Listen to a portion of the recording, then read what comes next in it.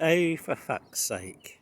Someone's stolen my shed, and my greenhouse, and my polytunnel, and my raised beds, and my fruit cage, and my brassica cage. And what's happened to me fence? And the archway?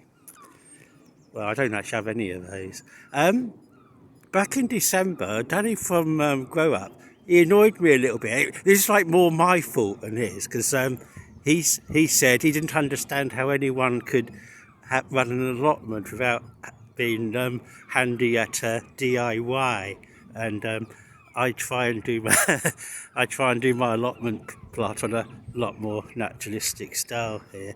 But I don't know why I got so angry at the time. But because it's like lots of different ways of gardening, from aquaponics onwards. Yeah, we're waiting for spring here, aren't we? This is a bit like the old Caledonian chieftain saying of the Romans. They create a desert and call it peace. So, or another way of it is all dressed up and nowhere to go. Of course, I do have a raised bed. That's what that Hugelkultur mound is, that I renamed a Green Mountain. My Great Onion Growing Challenge onions are going to be going on there. So it's 10 o'clock in the morning now, so you can see where the sun comes from. So it's like more face on towards 1 o'clock in the afternoon.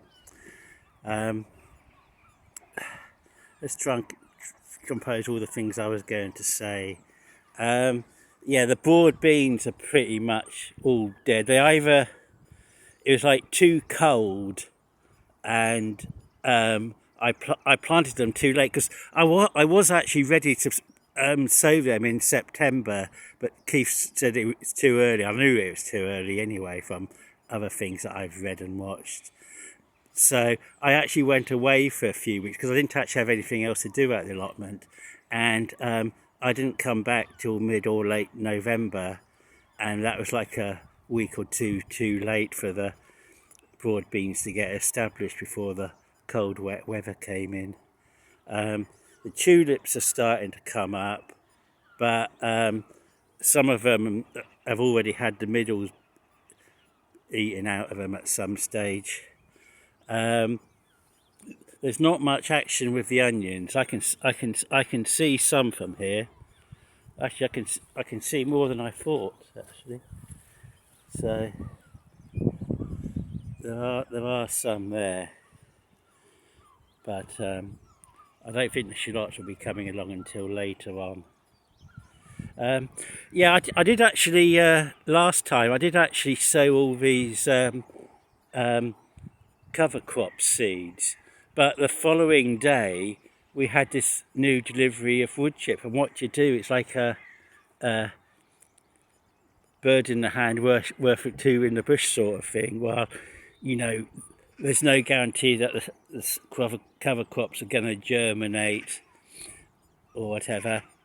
Well, if you put the wood chips down, they're going to do good things for the soil, and they'll eventually become soil themselves.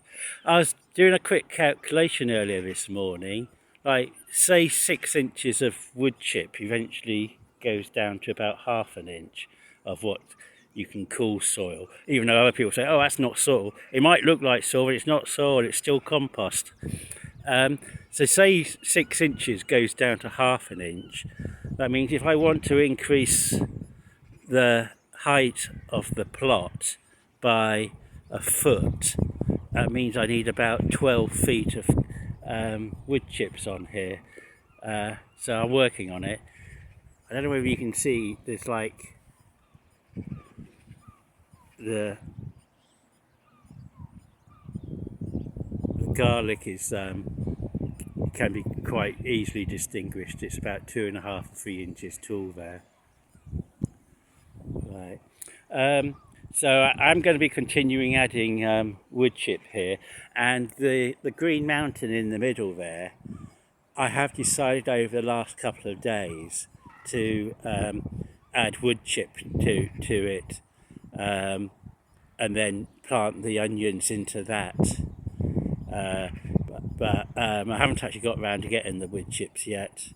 I'm not really expecting much from the cover crops, so there's a possibility that when I start digging later in the summer, if there's nothing coming up, I could actually start digging down that side quite soon, because that's only got cover crops and nothing else, and the same along here.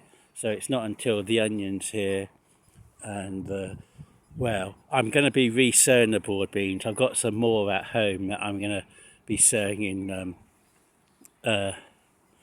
toilet rolls, and we've got the garlic over there. So it's only like half a plot,